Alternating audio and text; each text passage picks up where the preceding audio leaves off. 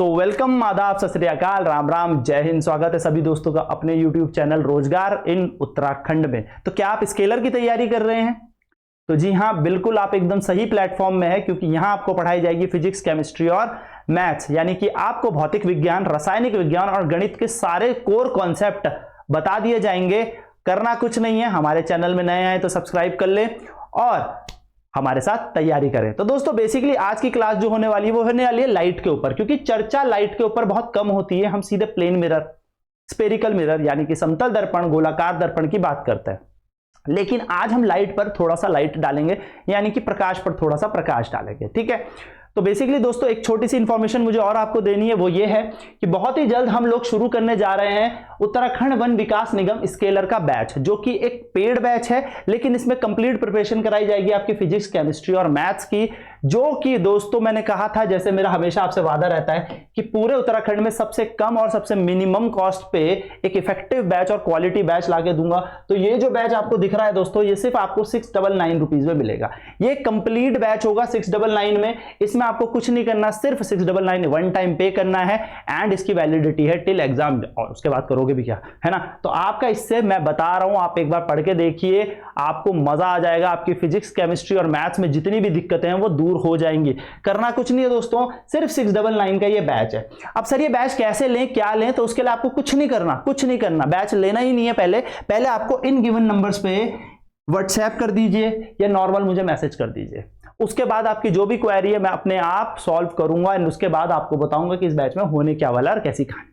तो वो सारी चीजें हम देखेंगे कि इस बैच में मिलेगा क्या, हमारी क्लासेस की टाइमिंग क्या होगी। लेकिन अभी हमने सिर्फ स्टार्ट किया है एक इनिशिएटिव। तो आप अगर इस बैच के लिए इंटरेस्टेड है तो सिर्फ इंटरेस्टेड बंदे हमें क्या करें, मैसेज करें, और सिर्फ डेडिकेटेड बंदे जिनको एग्जाम निकालना है, 2024 में सरकारी नौकरी निकालनी है और किसी हाल में निकालनी है, जिन्होंने अपने मम्मी पापा से वादा किया है कि यस मैं कुछ बन के दिखाऊंगा, जिन्होंने खुद से वादा किया है कि हाँ मुझे कुछ करना है, वही डेडिकेटेड स्टूडेंट इन नंबर पे मैसेज करें। वादा मेरा है, पूरा पेपर यहीं से पढ़ाया हुआ आएगा। ठीक है, आप विश्वास नहीं मानेंगे, आपको खुद ब खुद विश्वास हो जाएगा। एक एक क्वेश्चन अपन लोगों ने किया होगा, एक एक न्यूमेरिकल हम लोगों ने किया होगा, एक एक कॉन्सेप्ट हम लोगों ने किया होगा। बस आपको करना क्या है, डेडिकेशन से मेहनत। टेस्ट मैं करवाऊंगा, क्वेश्चन प्रैक्टिस मैं करवाऊंगा, डीपीपीज मैं दूंगा, सारी की सारी चीजें आपको प्रोवाइड होंगी। पर आपको अपनी शिद्दत नहीं हारनी, अपनी डेडिकेशन नहीं तोड़नी और तैयारी करनी है। तो दोस्तों जो कोई भाई बहन इंटरेस्टेड है स्केलर बैच के लिए, वो इन गिवन नंबर्स पे या ये दिए हुए नंबर पे आप हमें एक संपर्क कर सकते हैं, नॉर्मल व्हाट्सएप कर सकते हैं, कॉल कर सकते हैं, डेफिनेटली आपको सपोर्ट मिलेगा। तो चलिए बात करते हैं आगे की कि हम पढ़ने क्या वाले हैं। तो दोस्तों बेसिकली अगर मैं बात करूं ऑप्टिक्स, सबसे पहले ऑप्टिक्स की बात करते हैं। तो ऑप्टिक्स होती क्या है, यानी कि हम प्रकाश की बात करते हैं। तो ज्यादा बहलाने फुसलाने वाली बात नहीं, सीधी सीधी बात करेंगे कि आप लोगों ने कई बार अपने चश्मे बनवाए होंगे, या चश्मे जिस पे नहीं है, जिन्होंने नहीं पहने, इन चश्मों की बात कर रहा हूं, स्पेक्स जिन्हें हम कहते हैं। अगर इनकी दुकान में देखा होगा तो ऑप्टिशियंस लिखा रहता है, ऑप्टिशियन है ना, लिखा नहीं रहता Neha optician, Ramraj optician, Maxwell optician. Optician का मतलब क्या होता है, जो आईज यानी कि किससे डील करते हैं, चश्मों से। चश्मे बेसिकली क्या हो गए दोस्तों, देखने के लिए हम यूज करते हैं। तो अगर हम देखने की बात करें तो देखने के लिए दो चीजें बहुत ही ज्यादा जरूरी है।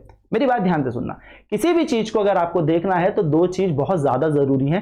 पहली तो आंखें, ऑब्वियसली आंखें नहीं है तो आप नहीं देख पाओगे, और दूसरी चीज लाइट। अगर प्रकाश नहीं है, लाइट नहीं है, तो भी आप नहीं देख पाओगे। ये बात भी आप मानते हो, क्योंकि अंधेरे कमरे में कई बार आपकी छोटी सी उंगली कई बार सोफे के कोने में लग जाती है। क्यों लग जाती है, आपकी तो आंखें थी।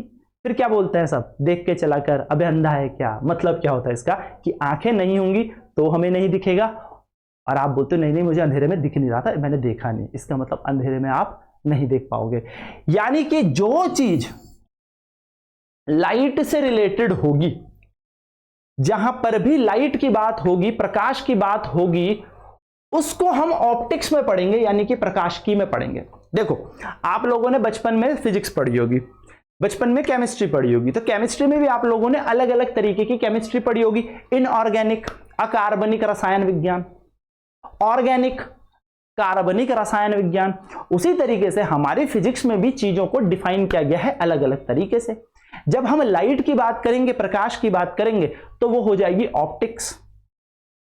जब हम पार्टिकल नेचर की बात करेंगे कि लाइट जो है पार्टिकल में चल रही थी, कणों में चल रही थी, तो रे ऑप्टिक्स, रे ऑप्टिक्स, ठीक है।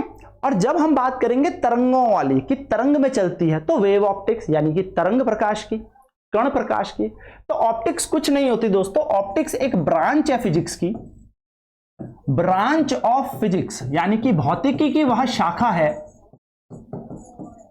In which we deal oblique study, जिसमें हम क्या करते हैं, पढ़ते हैं, अध्ययन करते हैं, किसका दोस्तों, अबाउट लाइट। यानी कि भौतिकी की वह शाखा, भौतिकी की वह शाखा, भौतिक विज्ञान की वह शाखा, मैंने कहा था हिंदी और इंग्लिश दोनों भाइयों और बहनों को लेके चलूंगा, और हिंदी और इंग्लिश में ही होगा सिलेबस, ठीक है, दोनों लैंग्वेज में होगा। भौतिक विज्ञान की वह शाखा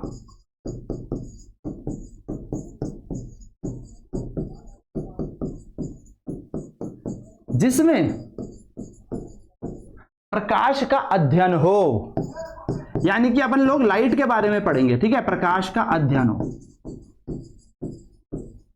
हिंदी मेरी थोड़ी लिखने में माइंड भी गलती हो सकती है, जैसे कि मैं हमेशा ही बोलता हूं, ठीक है, हिंदी बहुत टफ लैंग्वेज है भाई, ठीक है। तो अध्ययन हो, हम बेसिकली लाइट के बारे में पढ़ेंगे कि लाइट कैसे कर रही थी, क्या कर रही थी, लाइट का नेचर क्या था, अच्छा लाइट ने ये किया, तो लाइट के लॉस पढ़ेंगे, रिफ्लेक्शन पढ़ेंगे, रिफ्रैक्शन पढ़ते हैं, इंटरफेरेंस पढ़ते हैं, डिफ्रैक्शन पढ़ते हैं, पोलराइजेशन पढ़ते हैं। सर ये क्या सारी इतनी भयंकर नाम ले, परावर्तन पढ़ते हैं, अपवर्तन पढ़ते हैं, विवर्तन पढ़ते हैं, ध्रुवण पढ़ते हैं, व्यतिकरण पढ़ते हैं। तो ये सारी की सारी चीज हम ऑप्टिक्स में पढ़ते हैं। पर अभी आज मैं टॉपिक लेके आऊं लाइट का, पर इसके बिना मजा नहीं था कि ऑप्टिक्स के बिना लाइट के क्या ही मजा। तो बात करते हैं लाइट क्या होती है दोस्तों। तो मैंने कहा लाइट एक एनर्जी है जिसके कारण अपन देख पाते। भाई लाइट नहीं होती तो अपन को नहीं दिखता, मानते हो हाँ या ना? यानी कि एक ऐसी ऊर्जा है जिसके कारण अपन लोग देख पाएंगे, यानी कि एक ऐसी एनर्जी है जिसके कारण अपन लोग चीजों को देख पाते हैं। एनर्जी, सबसे पहले बात याद रखेंगे, लाइट क्या है? एक एनर्जी, यानी कि एक ऊर्जा है। ठीक है सर, इसी के कारण अपन लोग देख सकते हैं, यानी कि एबल टू सी थिंग्स, यानी कि लाइट से हम देख सकते हैं, सी थिंग्स, अपने आसपास की चीजों को देख सकते हैं, आसपास की चीजें को देख सकते हैं।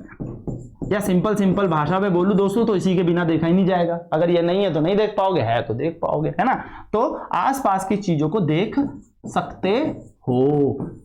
ठीक है सर, ये लाइट की कहानी हो गई पूरी। आगे की बात करें तो दोस्तों लाइट के ऊपर बड़ी कहानी चल रही थी और लाइट के ऊपर बड़ी ही दुविधा थी। ठीक, पहली दुविधा ये थी कि लाइट को भैया किसी ने बोला ये रे का काम करती है, यानी कि पार्टिकल का काम करती है। तो लाइट की दोहरी प्रकृति है, लाइट की दोहरी प्रकृति है, यानी कि लाइट का डुअल कैरेक्टर है। हर कोई दोगला है, मैं भी दोगला, आप भी दोगले, सब दोगले। पापा को बोलो पापा हमें पिकनिक पे जाना है, पापा बोलेंगे मम्मी से पूछ। मम्मी को बोला मम्मी पिकनिक पे जाना है, मम्मी कहती पापा से पूछ, मेरी तो हाँ है। फंस गए। पापा कहीं घूमने जाना है, मम्मी को बोल। हर कोई डुअल कैरेक्टर खेलता है, तुम्हारे साथ है ना, सबके साथ होता है ऐसी। तो बेसिकली हमें तो ना, अच्छा वो मेरा बहुत अच्छा दोस्त है, पीछे जाके अरे वो बेकार, ऐसा कर, तो ऐसा नहीं करना चाहिए। ठीक है, तो बेसिकली लाइट की भी दोहरी प्रकृति है, यानी कि पार्टिकल नेचर है और दूसरा है वेव नेचर। यानी कि दोस्तों इससे एक क्वेश्चन आपके सामने सीधा सीधा पूछा जाता है। आप फॉरेस्टर का एग्जाम उठा लीजिए, वन दरोगा का उठा लीजिए, आप इवन दो यूटेट का एग्जाम उठा लीजिए, वहां से भी इससे क्वेश्चन आया था। तो मैं बता देता हूं, पार्टिकल नेचर और वेव नेचर दो तरीके के कैरेक्टर होते हैं लाइट के, यानी कि सब दोगले हैं। मैं दोगला, मैं क्यों दोगला? मैं इसलिए नहीं कह रहा हूं, मैं इसलिए दोगला कह रहा हूं क्योंकि डी ब्रोगली ने कहा था, डी ब्रोगली की थ्योरी आपने पढ़ी होगी कि जो भी मैटर है, जो भी पदार्थ है, वो भी दोहरी अवस्था या दोहरी प्रकृति दिखाता है। तो मैं भी तो मैटर हूं, ठीक है, तो मैं भी तो पदार्थ हूं, ठीक है। तो पार्टिकल यानी कि कण, और दूसरी होती है वेव यानी कि तरंग। यानी कि दोस्तों जो लाइट होती है, प्रकाश होती है, वो दो तरीके का कैरेक्टर शो करती है। एक है लाइट, पार्टिकल, और एक है वेव ना। दोस्तों इस पार्टिकल कैरेक्टर के कारण ना कुछ चीजें देखने को मिलती हैं। पार्टिकल के कारण कुछ चीज देखने को मिली होंगी, तभी तो प्रूफ होगा अच्छा इसने कण वाला काम किया है। ओहो ये कण वाला काम नहीं कर रहा, ये तो तरंगों वाला कार्य कर रहा है, ये तो वेव जैसा बिहेव कर रहा है। तो दोस्तों पहला क्वेश्चन आपसे यही पूछा जाता है सिंपल सिंपल कि ये जो कहानी है भाई, या ये जो फिनोमिना है, जो ये प्रक्रिया है, ये किसके कारण हो रही है, तरंगों वाली प्रकृति से या कण वाली प्रकृति से। ये जो फिनोमिना हुआ है, why it is happening, particle nature या वेव नेचर, किस नेचर के कारण हुआ है। तो हम बात करेंगे पहले पार्टिकल नेचर की, कि पार्टिकल नेचर से ये क्या क्या दिखाता है। तो दोस्तों कणों वाली प्रकृति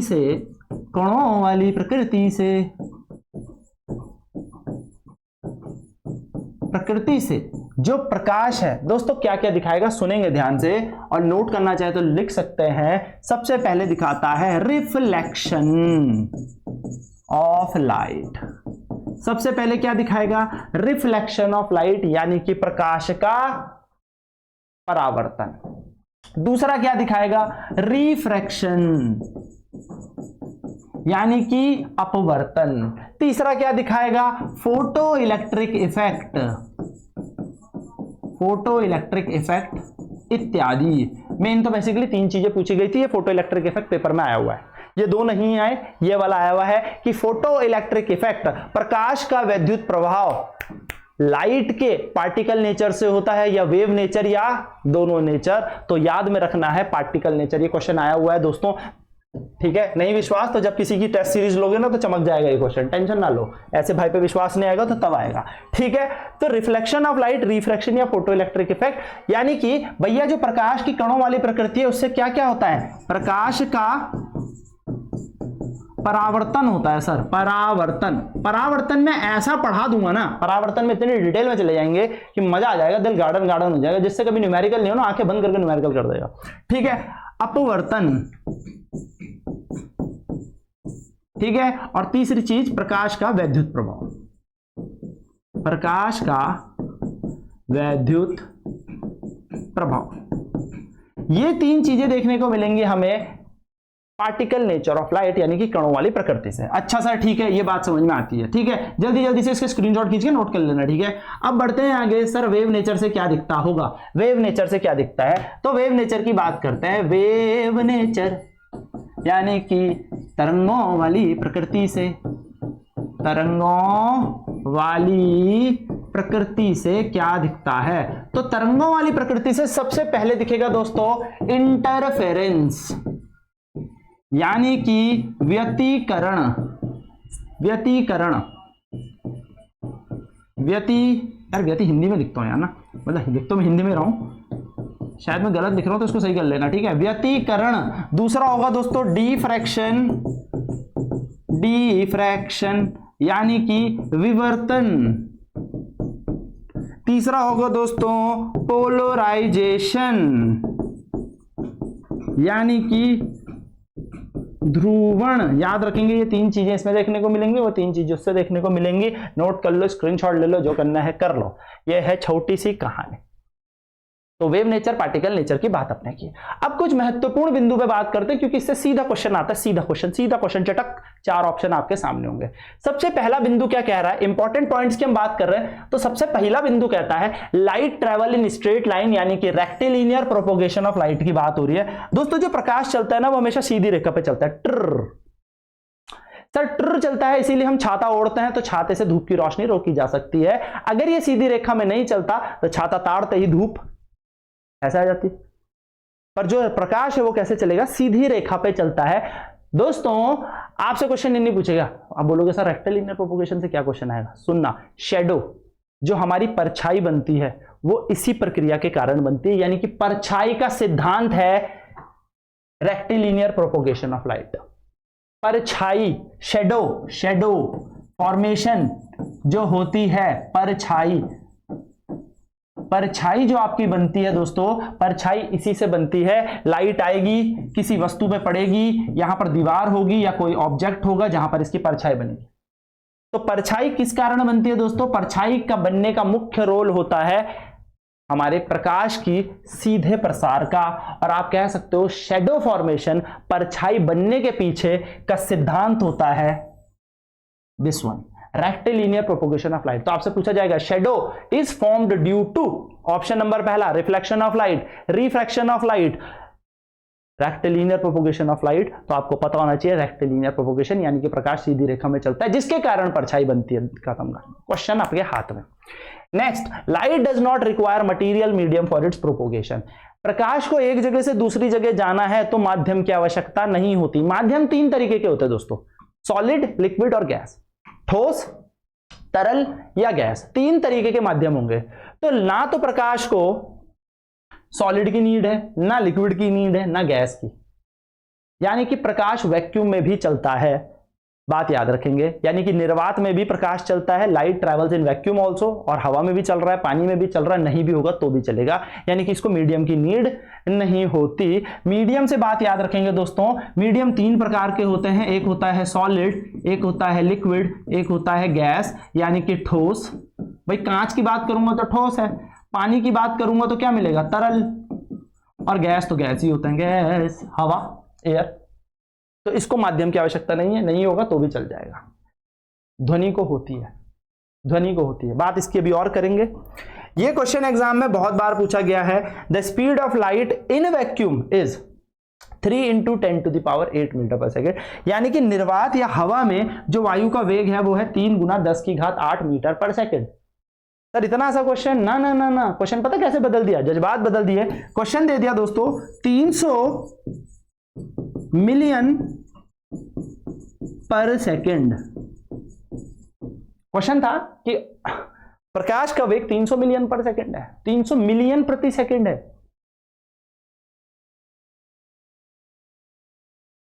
एक मिनट में जज्बात बदल गए। जे को मिलियन पता जो आंसर जाने, जे को मिलियन ना पता वो बैठे माथा खुजाए, और क्या कर सकता है। ठीक है, तो भाइयों याद रखना 1 मिलियन जो हो, और बहनों आप भी, 1 मिलियन के अंदर होते हैं 10 लाख, यानी कि 6 जीरो, इक्कम दुक्कम तिरक्कम, ठीक है, 1 2 3 4 5 6, 6 जीरो ये और 2 जीरो आपने आगे जोड़ी रखे हैं, 300। तो यस, ये आपका आंसर होगा था। किस्मत बहुत ही ज्यादा माड़ी हुई, कुछ भी पूछ सकता है। तो आपसे हो सकता है यूं पूछ ले भाइयों, क्वेश्चन घुमाने में कितना टाइम लगता है यार, 3000 लाख पर सेकंड, इतना बहुत है एक क्वेश्चन को इजी से थोड़ा एक स्टेप आगे करने के लिए। लाख के अंदर कितने जीरो होंगे, 5, 5 और 3 8, एग्जैक्टली दोस्तों आंसर एकदम सही है। तो आपके पास ऐसे क्वेश्चन पूछ लेता है, ऐसा क्वेश्चन आया हुआ है, ठीक है, एग्जाम में आया हुआ है, इसीलिए मैं बोल रहा हूं कि स्पीड ऑफ लाइट से क्वेश्चन बनते हैं। हमें लगता है कि आप पूछेगा 3 × 10⁸, इसको घुमा के 3000 लाख बोल लेगा, 300 मिलियन पर सेकंड बोल लेगा, कुछ भी बोल सकता है, और ज्यादा कुछ भी हो सकता है। तो दोस्तों इसको बदल भी सकता है मीटर पर सेकंड को किलोमीटर पर आवर में, इस बात का भी ध्यान रखना। 3 × 10⁸ मीटर पर सेकंड को ये किलोमीटर पर सेकंड में बोल सकता है, किलोमीटर पर सेकंड में बोल सकता है, किलोमीटर प्रति घंटे में बोल सकता है। तो ये छोटी छोटी चीजें आपको याद रखनी है, छोटी छोटी चीजें, पर ये इस पर ध्यान कोई नहीं देता, पर ध्यान देना है। ठीक है, चलिए बढ़ते हैं आगे, नेक्स्ट पॉइंट की बात करते हैं। Light is transverse wave and electromagnetic wave, यानी कि जो प्रकाश है वो अनुप्रस्थ तरंग है और विद्युत चुंबकीय तरंग भी है। अनुप्रस्थ तरंगे वो तरंगे जो चलती हैं ऐसे, यानी कि जो प्रोपोगेशन हुआ, ऐसे हुआ ना प्रोपोगेशन, ये कैसे, अरे यार जैसे तुम रस्सी नहीं लाते, ये आपने कहा कि हाथ ऊपर नीचे, ऊपर नीचे, देखो हाथ कैसे चल रहे हैं, ऊपर नीचे, तरंग कैसे चल रही है आपकी तरफ, यानी कि हाथ ऐसे चल रहे थे, तरंग ऐसे चलेंगी, यानी कि इनके बीच 90 डिग्री का कोण होता है ट्रांसवर्स वेव के बीच। ठीक, और दोस्तों ये इलेक्ट्रोमैग्नेटिक वेव है, इंपॉर्टेंट बात याद रखना, यानी कि वैद्युत चुंबकीय तरंग है, ये दो चीजों से मिलकर बनी है, इलेक्ट्रिक फील्ड, यानी कि इलेक्ट्रिक फील्ड से और मैग्नेटिक फील्ड से, विद्युत क्षेत्र और चुंबकीय क्षेत्र से ये बनी है। ठीक है, तो याद रखेंगे लाइट ट्रांसवर्स भी होती है, लाइट इलेक्ट्रोमैग्नेट भी होती है, दोनों है। ठीक है, लाइट एक अनुप्रस्थ तरंग है। अनुप्रस्थ तरंग कौन सी तरंग है, जो अपने प्रोपोगेट होके 90 डिग्री पे चलती है, 90 डिग्री पे चलती हैं। और वैद्युत चुंबकीय तरंगें जिनके अंदर वैद्युत क्षेत्र और चुंबकीय क्षेत्र दोनों हो। Next, light can show reflection, refraction, interference, diffraction polarisation etcetera. प्रकाश सब दिखा देता है, रिफ्लेक्शन दिखा देगा, रिफ्रैक्शन दिखा देगा, पोलराइजेशन, डिफ्रैक्शन यानी कि भैया अपवर्तन दिखा देगा, परावर्तन दिखा देगा, व्यतिकरण दिखा देगा, विवर्तन दिखा देगा, ध्रुवीकरण सब दिखा देगा, सब दिखाता है, सारे फिनोमिना शो करता है। मैंने आपको अभी बताया था ये होते हैं पार्टिकल नेचर से और ये होते हैं वेव नेचर से, ये होते कणों वाली प्रकृति से और ये होती है हमारे पास तरंगों वाली प्रकृति से। ठीक है दोस्तों, इंपॉर्टेंट पॉइंट एक और आया कि जो स्पीड होती है लाइट की वो बदल जाती है जैसे ही माध्यम बदलता है। मैंने क्या कहा, माध्यम की आवश्यकता नहीं है, पर जैसे ही माध्यम आएगा मैं अपनी चाल जरूर बदल लूंगा। मुझे जरूरत नहीं है किसी की, मुझे जरूरत नहीं है किसी की, लेकिन जैसे ही मेरे आगे कोई बंदा आएगा, मेरा नेचर हर किसी के लिए अलग अलग है। बात समझ रहे हो? मेरे को वैसे किसी की जरूरत नहीं है, मैं अकेला भी चल सकता हूं, ये कहता है प्रकाश। कोई माध्यम है तो ठीक, नहीं है तो भी ठीक, पर जैसे ही कोई माध्यम आएगा मेरी स्पीड बदल जाएगी, मेरी चाल बदल जाएगी। तो प्रकाश की चाल माध्यम बदलने पर बदलती है, बिल्कुल। अब दोस्तों पता क्या हो सकता है 4 ऑप्शन ऐसा आ जाए कि प्रकाश के बारे में निम्न में से दिए गए 4 विकल्पों में से कौन सा विकल्प गलत है। प्रकाश के बारे में निम्न में से दिए गए 4 विकल्पों में से कौन सा एक सही है, यानी कि पूछ देगा which of the following given options are correct about light and which of the following given options are incorrect about light. तो आपको यह बात याद रखनी है। बोल देगा कि भैया प्रकाश की चाल 3 × 10⁸ मीटर पर सेकंड है, बात एकदम सही है। दूसरा बोल देगा लाइट इलेक्ट्रोमैग्नेटिक वेव है, बिल्कुल सही है, विद्युत चुंबकीय तरंग है। तीसरा बोल देगा स्पीड ऑफ लाइट जो है वो सेम रहती है, सेम मीडियम है, गलत।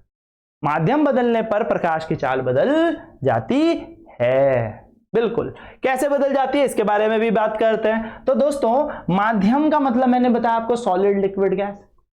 तो सॉलिड में बचपन में पढ़ा था कि कण बड़े पास पास होते हैं भाई, सॉलिड में। लिक्विड में सर कण जो होते हैं वो दूर दूर होते हैं, और जो गैस है उसमें तो भैया आवारा होता है। पढ़े ना सबने, ये तो बचपन में सभी ने पढ़ा होगा कि सॉलिड में कण बड़े पास पास होते हैं, लिक्विड में कण दूर दूर होते हैं, और गैस में तो कण बहुत ही दूर दूर होते हैं। अब दोस्तों इसको इमेजिन ऐसे करो, तुम एक ग्राउंड में स्कूटी पकड़ा दी मैंने तुम्हें, और छक भर के वहां पे लोग डाल दिए, मैंने ग्राउंड में भीड़ है, बोलो बेटा स्कूटी चला सकते हो कभी? मैंने आप लोगों को स्कूटी पकड़ाई, बाइक पकड़ाई, कार पकड़ाई, जो आपको पसंद है वो दे दिया, और एक ग्राउंड में मेला लगा हुआ है, यहां तक भरे लोग एकदम फुल, एकदम पूरा ग्राउंड फुल है, और मैं बोलूं ये स्कूटी लेके चले जाओ ग्राउंड में, चला लो, नहीं चला पाओगे। रीजन क्या है? भीड़ इतनी है, लोग इतने पास पास हैं कि मेरे को स्कूटी नहीं चलाई गई, हमारी गाड़ी नहीं चलाई गई। माना यहां पर थोड़ी भीड़ कम होती तो मैं चला लेते, और सर बिल्कुल ही खाली ग्राउंड है तब तो भगाओ। फील करो इस बात में, जब लोग बहुत ज्यादा थे तब आपने गाड़ी बिल्कुल नहीं चला पाए, यानी कि आपकी स्पीड एकदम कम थी, सबसे कम। थोड़े लोग थे, थोड़े लोग, मैं गाड़ी चला सकता हूं, मतलब मेरी स्पीड थोड़ी ज्यादा होगी, मेरी चाल थोड़ी ज्यादा होगी। और जब बिल्कुल ही खुली रोड है तो उड़ाओ ना गाड़ी, किसने मना किया है? और कौन सी गाड़ी हल्के ही चलाते हो तुम लोग, यहां पे तो तेजी भगाओगे। यानी कि दोस्तों सॉलिड में स्पीड सबसे कम होगी, लिक्विड में उससे थोड़ी ज्यादा, और गैस में तो बहुत तेज होगी। तो लाइट जो होती है, ध्यान से सुनना दोस्तों, ध्यान से, जब सॉलिड से यानी कि ठोस से तरल की ओर जाए और तरल से गैस की ओर अगर हम भेज रहे हो, तो सॉलिड से लिक्विड जाते हुए लाइट की स्पीड बढ़ेगी। स्पीड यानी कि चाल बढ़ेगी, और लाइट जब गैस में जाएगी तो स्पीड और बढ़ेगी। तो लाइट की स्पीड सबसे ज्यादा कहां होती है? गैस में। फिर कहां होती है? लिक्विड में। और सबसे कम कहां होती है? सॉलिड में यानी कि ठोस में। प्रकाश का वेग सबसे ज्यादा कहां पर होता है दोस्तों? गैस में। सबसे कम कहां होगा? ठोस में। क्या मतलब है इसका? क्योंकि सारे कण बहुत पास पास है, ये बात याद रखना। अब आपसे क्वेश्चन ऐसे थोड़ी पूछेगा सॉलिड से लिक्विड में, ना मुन्ना ना। क्वेश्चन पूछेगा प्रकाश भैया पानी से हवा में गया, बताओ स्पीड बढ़ेगी या घटेगी? पानी से हवा में, पानी लिक्विड है, हवा गैस है, पानी तरल है, हवा जो है गैस है, तो पानी से जब गैस जाएगा तो स्पीड बढ़ जाएगी। और उल्टा भी पूछ सकता है कि हीरे से पानी में गया तो क्या होगा? तो हीरे से पानी में भी जाके बढ़ जाएगी, लेकिन पानी से हीरे में जाते हुए घट जाएगी। तो दोस्तों आपको याद रखना है सॉलिड, लिक्विड और गैस का कॉन्सेप्ट। एक क्वेश्चन मैंने किसी एग्जाम में देखा था, उसमें यह भी पूछा था कि हीरे से कांच में गई। अब यहां पर दोनों सॉलिड सॉलिड है, तो इसके लिए जब हम अपवर्तन पढ़ते हैं तो रिफ्रैक्टिव इंडेक्स पढ़ते हैं, और वो रिफ्रैक्टिव इंडेक्स हमें यह बताता है कि भैया इसकी स्पीड बढ़ेगी या घटेगी, यानी कि अपवर्तनांक का कॉन्सेप्ट पढ़ेंगे तो तब हम जानेंगे कि सॉलिड से भी सेम सॉलिड में जाएगी या अलग सॉलिड में जाएगी तो क्या फर्क पड़ेगा, यानी कि एक ठोस से दूसरे ठोस में जाने पर स्पीड बढ़ेगी या घटेगी, ये किस बात पर निर्धारित करती है, ये हम अपवर्तनांक पे देखेंगे।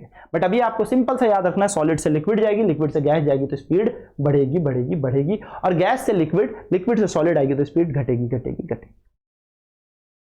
छोटी सी बात थी, आपको याद रखनी है।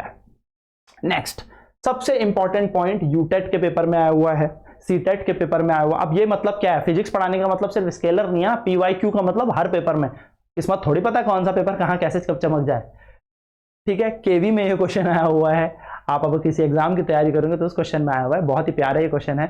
क्वेश्चन है साउंड एक लॉन्गिट्यूडनल वेव है। अब देखो इसी से मैं 4 क्वेश्चन बना के बताऊंगा।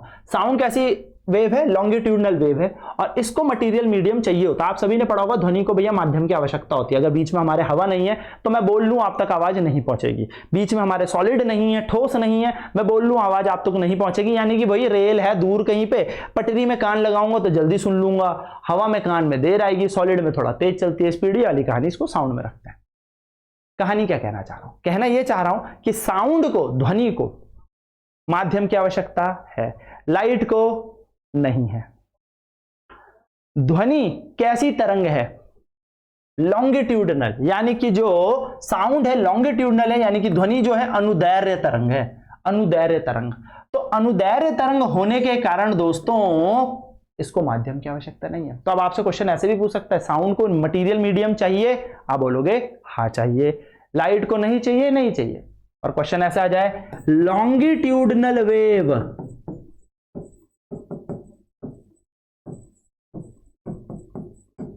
और ट्रांसवर्स वेव, अनुप्रस्थ तरंगे और अनुदैर्घ्य तरंग करके आ जाए, अनुप्रस्थ अनुदैर्घ्य, तो ऐसे करके क्वेश्चन आ जाए। तो लॉन्गिट्यूडिनल वेव को मीडियम चाहिए होता है, माध्यम चाहिए होता है, ट्रांसवर्स वेव को माध्यम नहीं चाहिए होता, मीडियम नहीं चाहिए होता। पहला क्वेश्चन क्लियर, ठीक है। तो साउंड एक लॉन्गिट्यूडनल वेव है, इसलिए इसको मीडियम भी चाहिए अपने चलने के लिए, यानी कि एक अनुदैर्घ्य तरंग है, इसको अपनी एक जगह से दूसरे जगह प्रसार करना है जब चलना है, तो भाइयों इसको मीडियम यानी कि माध्यम की आवश्यकता पड़ेगी, ठीक। अब याद रखना, पर यह ध्रुवीकरण नहीं दिखाती, ये पोलराइजेशन नहीं दिखाता। साउंड लाइट की तरह सब कर सकता है, सब साउंड लाइट की तरह सब कर सकता है, रिफ्लेक्शन डन कर सकता है, रिफ्रैक्शन डन कर सकता है, इंटरफेरेंस बिल्कुल कर सकता है, डिफ्रैक्शन कर सकता है, पोलराइजेशन नहीं कर सकता। साउंड, ध्वनि, विवर्तन, अपवर्तन, व्यतिकरण सब कर सकता है, पर ध्रुवण की प्रक्रिया नहीं कर सकता। यह क्वेश्चन बहुत इंपॉर्टेंट क्वेश्चन है, याद रखेंगे। अब ध्वनि नहीं पूछेगा, थोड़ा घुमा दिया, बोल देगा लॉन्गिट्यूडनल और ट्रांसवर्स वेव में कौन सी चीज रिफ्लेक्शन कर सकती है, दोनों, भाई दोनों अपवर्तन कर सकते हैं। कौन सी चीजें परावर्तन कर सकती है, दोनों, रिफ्लेक्शन रिफ्रैक्शन दोनों कर सकते हैं, इंटरफेरेंस दोनों कर सकती हैं, डिफ्रैक्शन दोनों कर सकती है, पर पोलराइजेशन कौन नहीं कर सकती, क्योंकि साउंड भी नहीं करती, और साउंड एक लॉन्गिट्यूडनल वेव है, ध्वनि नहीं करती, और ध्वनि एक प्रकार की अनुप्रस्थ अनुदैर्घ्य तरंगें हैं। तो अनुदैर्घ्य तरंगों द्वारा ध्रुवीकरण नहीं होता, अनुदैर्घ्य तरंगों द्वारा ध्रुवीकरण नहीं होता, यानी कि लॉन्गिट्यूडनल वेव्स कभी भी पोलराइजेशन नहीं करती, ट्रांसवर्स करती है। और ट्रांसवर्स में लाइट भी आप याद रखेंगे, क्या पता क्वेश्चन चमक जाए, लाइट करता है या नहीं करता। तो दोस्तों आपको ये छोटी छोटी चीजें याद रखनी हैं, हर चीज में आपको ये सोच के चलना है कि अच्छा इससे ना क्वेश्चन ऐसे नहीं तो ऐसे पूछ लेगा। तो ये नोट बड़ा इंपॉर्टेंट है, याद रखिएगा। नाउ एक बहुत ही छोटा सा क्वेश्चन है आपके स्क्रीन में, जल्दी से इसका आंसर दे दो। तो क्वेश्चन है what is the speed of light in glass. तो आपको छोटी छोटी चीजें याद रखनी है, आपको ग्लास, वाटर पानी और एयर में स्पीड लाइट याद रखनी है। स्पीड ऑफ लाइट एयर में होती है दोस्तों 3 × 10⁸ मीटर पर सेकेंड, वाटर में होती है दोस्तों पानी में होती है 2.25 गुणा 10 की घात 8 मीटर पर सेकेंड। ये याद रखनी है, डायरेक्ट क्वेश्चन आया हुआ है, ठीक है। और ग्लास में कितनी होती है? ग्लास में होती है 2 गुना 10 की घात 8 मीटर पर सेकेंड। तो इस अनुसार आपसे ग्लास में पूछा है तो ग्लास में हो जाएगा 2 × 10⁸ मीटर पर सेकेंड। बहुत ही हलवा क्वेश्चन था, एग्जाम में आया हुआ है, सिंपल याद, ठीक है। वाटर में भी याद रखेंगे और एयर में भी याद रखेंगे। एयर को ही वैक्यूम भी कहते हैं, निर्वात भी कहते हैं, ठीक है, सेम सेम लेके चलते हैं। चलिए नेक्स्ट क्वेश्चन, जो कि लास्ट क्वेश्चन होने वाला है। ऐसी कुछ क्वेश्चन एग्जाम से उठाए थे, किस तरीके से पूछे जाते हैं। क्वेश्चन है, when light goes from air to glass it's speed. जब लाइट हवा से एयर से चली ग्लास, हवा से चली कांच की तरफ। तो भाइयों और बहनों, ये रास्ता वो रास्ता है जो बहुत ही खुला रास्ता था, और ये रास्ता है बहुत ही बारीक पतला नैरो रास्ता। अब आप खुद सोच लो आपकी स्पीड कहाँ पे ज्यादा होगी? ऑब्वियसली यहाँ पे होगी, यहाँ पे कम हो जाएगी क्योंकि लोग बहुत ज्यादा हैं, इसलिए आपकी स्पीड डिक्रीज हो जाती। यही पूछा है, जब हवा से कांच की ओर लाइट जाएगी तो भैया इसकी गति क्या होगी? कम होगी, ज्यादा होगी? तो आपको पता होना चाहिए, हवा से ग्लास जाते हुए कम और ग्लास से हवा जाते हुए तेज। तो ऐसी छुटके से क्वेश्चन आपके एग्जाम में आते हैं, जो कि हम स्केलर की तैयारी कर रहे हैं। और ऐसी क्वेश्चन अगर आप चाहते हैं और ऐसी ही वीडियोस आप चाहते हैं कि छोटी छोटी वीडियो, इंफॉर्मेटिव वीडियो, जिससे कम समय पे आपकी प्रिपरेशन और आपको PYQs का एक धमाकेदार सेशन मिल जाए, तो लाइक कर दीजिए, शेयर जरूर कीजिए, और दोस्तों कमेंट जरूर करना है, ठीक है। कसम भद्रकाली की कसम, कमेंट जरूर करना है, क्योंकि कमेंट से समझ में आता है कि आपको क्या चाहिए और आप इस चीज को पसंद कर रहे हैं या नहीं, ठीक है।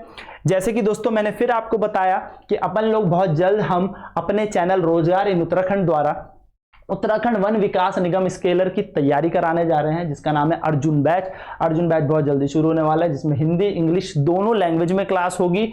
फिजिक्स केमिस्ट्री और मैथ्स की आपको क्लासेस प्रोवाइड की जाएंगी। आपको पता है 100 मार्क्स का ये पेपर है, जिसमें मैथ्स 50 नंबर की है और फिजिक्स केमिस्ट्री बायो भी है, ठीक है। बायो को अभी थोड़ा हटा के बात कर रहे हैं हम, फिजिक्स केमिस्ट्री और मैथ्स, इस तीनों चीजों की प्रिपरेशन आपको 699 पे मिल रही है। तो देरी ना कीजिए, जल्दी से इन नंबर पे कॉल और मैसेज करके अपनी सीट पक्की कर लीजिए स्केलर में। तो इसी आशा के साथ मिलता हूं मैं आपसे नेक्स्ट वीडियो में। अगर सेशन पसंद आए तो कमेंट जरूर करना, लाइक जरूर करना। मोटिवेशन हमें भी चाहिए, मोटिवेशन आपको भी चाहिए। तो मिलते हैं नेक्स्ट टाइम, तब तक bye bye, take care, over and out. Jai Hind, God bless you all.